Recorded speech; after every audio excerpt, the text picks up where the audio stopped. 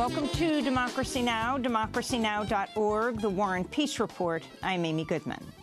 In Afghanistan, the funerals have begun for the 10 journalists killed Monday, the deadliest day for journalists since the Afghan war began in 2001. 9 journalists died in a double suicide bombing attack in Kabul, including Agence France-Presse's celebrated photographer Shah Mirai. Survivors of the bombing said the suicide bomber was posing as a cameraman. ISIS has claimed responsibility for the attack.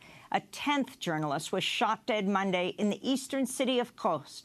We'll go to Kabul after headlines. For more on the attacks, that's after headlines. North and South Korea are continuing to take historic steps toward peace. On Monday, the South Korean military began to dismantle loudspeakers that have been blaring propaganda into the North since 2016. North Korea has announced it'll shift its clocks forward 30 minutes to align with South Korea's time zone. South Korean leader Moon Jae-in has also convinced North Korea's Kim Jong-un to hold the upcoming summit with President Trump at the demilitarized zone known as the DMZ.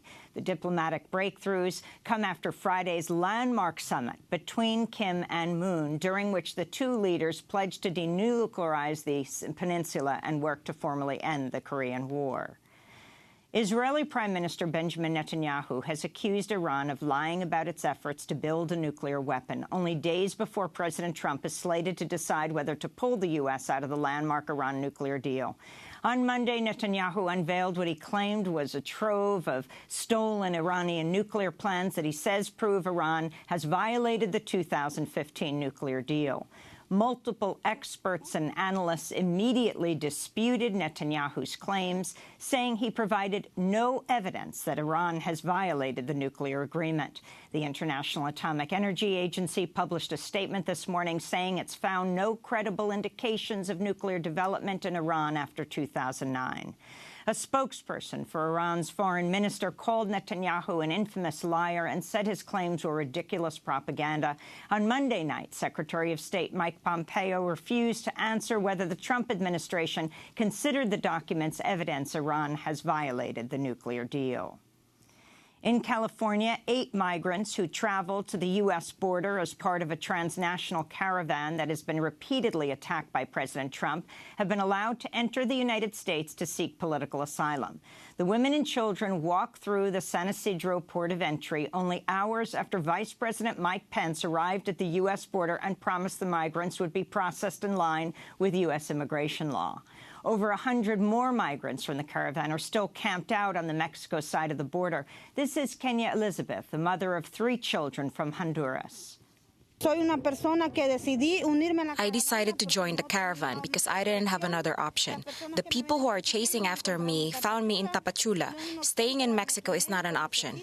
I need to be helped. For Donald Trump to listen to me. I can't return to Honduras because I'll be killed together with my children. My children are an easy prey for the gangs, and I don't want that. Immigration authorities also claimed Monday they arrested 11 members of the caravan for illegally entering the United States, although lawyers and organizers say the authorities have provided no evidence that those arrested were part of the caravan. Meanwhile, President Trump again railed against immigrants Monday. We need a wall, number one. And you see that right now, you know, where they are, even though it's not a particularly good wall, and even though a small percentage can climb to the top, they have to be in extremely good shape. If they touch our country, essentially, you catch them and you release them into our country. That's not acceptable to anybody. So we need a change in the law. Reuters has reported the Environmental Protection Agency has granted a financial hardship waiver to an Oklahoma oil refinery owned by billionaire former Trump advisor Carl Icahn. The waiver enables Icahn's refinery, CVR Energy, Inc., to save tens of millions of dollars by exempting it from the requirement of mixing biofuels into the gasoline. The regulation was enacted to cut air pollution and reduce petroleum imports. Icahn served as a special regulatory advisor to President Trump, during which time he personally vetted EPA Administrator Scott Pruitt for his job. Icahn resigned last August, just before the New Yorker magazine published an investigation detailing Icahn's potential conflicts of interest, including his heavy lobbying for the rule change about blending ethanol biofuels into gasoline, which is the exemption he's now received from the EPA for his refinery. The New York Times has obtained a list of 49 questions Special Counsel Robert Mueller is seeking to ask President Trump as part of Mueller's investigation of possible collusion between the Trump campaign and Russia during the 2016 election. The questions include whether Trump tried to protect former National Security Advisor Michael Flynn from prosecution and why Trump fired former FBI Director James Comey. Other questions entail Trump's discussions with his longtime personal lawyer, Michael Cohen, Trump's business dealings and what Trump knew about a 2017 meeting in the Seychelles involving a Russian investor close to Putin and Blackwater founder Eric Prince, who also serves as an informal advisor to Trump during the transition. NBC is reporting White House Chief of Staff John Kelly has called President Trump an idiot multiple times since Trump took office, including once saying he doesn't even understand what DACA is. He's an idiot, unquote. General John Kelly has claimed the NBC report is, quote, total BS. Adult film star Stephanie Clifford, also known as Stormy Daniels, has filed a defamation lawsuit against President Trump after he attacked her on Twitter, insinuating she lied about the man who threatened her in 2011, telling her to leave Trump alone. Last month, after a sketch of the man was released, Trump tweeted, "A sketch years later about a non-existent man, a total con job playing the fake news media for fools, but they know it," he tweeted. Clifford says she had an affair with Trump in 2006, and she's also sued Trump to get out of a $130,000 non-disclosure agreement paid by Trump's personal lawyer, Michael Cohen, only days before the 2016 election.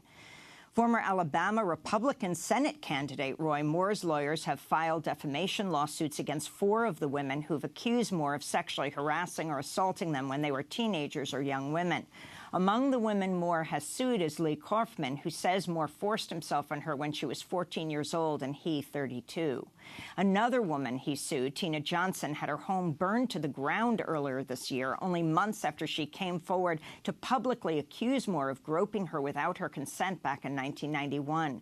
Moore lost last December's highly controversial special Senate election after at least 9 women, including Kaufman and Johnson, came forward to accuse him of sexual harassment or assault. A growing number of women of color within the Time's Up movement are demanding the music and entertainment industries cut all ties with powerful singer and producer R. Kelly, after a number of women of color accused R. Kelly of rape and sexual assault in cases that stretch back decades. Among those demanding RCA Records, Spotify, Apple Music, and other companies cut ties with R. Kelly are television producer and writer Shonda Rhimes and award-winning director Ava DuVernay. And actress Ashley Judd has sued Harvey Weinstein, the Hollywood mogul who is now facing multiple criminal investigations after more than 100 women accused him of rape, sexual assault, or sexual harassment. Judd says Weinstein tried to sabotage her career after she rejected his sexual advances. In Arizona, a sea of 50,000 striking teachers dressed in red T-shirts rallied at the state capitol Monday to demand better funding for education. And the teachers now say the strike will continue today on May Day, or International Workers' Day. Major mobilizations marking the workers' holiday have already begun across the world, with thousands of workers rallying across Asia, including in Indonesia, Hong Kong, Taiwan, and South Korea. More marches and actions are planned to take place across Europe, Africa, the Americas throughout the day. And in New York City, the anti-war activist, author, and professor Joel Kovel has died at the age of 81. In the 1960s and 70s, Dr. Kovel was a well-known psychiatrist who left the Albert Einstein Medical School out of his opposition to the corporate influence over medicine. He became a prolific writer and scholar who was also active in the movements against the Vietnam War and nuclear proliferation. He was the author of more than 10 books about systemic racism, ecology, and global warming. Joel Kovel went on to run for the U.S. Senate in New York with the Green Party in 1998. He also ran for U.S. president against Ralph Nader in the Green Party primary in 2000. This is Professor Kovel speaking on Democracy Now! In 2007 after his book Overcoming Zionism, Creating a Single Democratic State in Israel-Palestine was temporarily dropped by the University of Michigan after it caused a controversy. And I feel that the notion of Zionism is that there is this kind of destiny of Jewish people to have their own state is just a wrong idea. And it's an idea that requires signing on to imperialism. It means signing on to ethnic cleansing. It means, despite everything that has been said about it, it means basically becoming a racist situation where you're oppressing an indigenous population and depriving them of their right to existence, and then thinking that somehow you can go ahead and have a decent life on that basis. Now, you can't, in my view, and I joined hands with those people who feel that the time has come to basically think of Israel in the same category as South Africa, as a state that just has gone wrong and needs replacement. That's author, scholar, activist Dr. Joel Kovel speaking on Democracy Now! He died Monday in New York City at the age of 81. And those are some of the headlines. This is Democracy Now!, democracynow.org, The War and Peace Report. I'm Amy Goodman.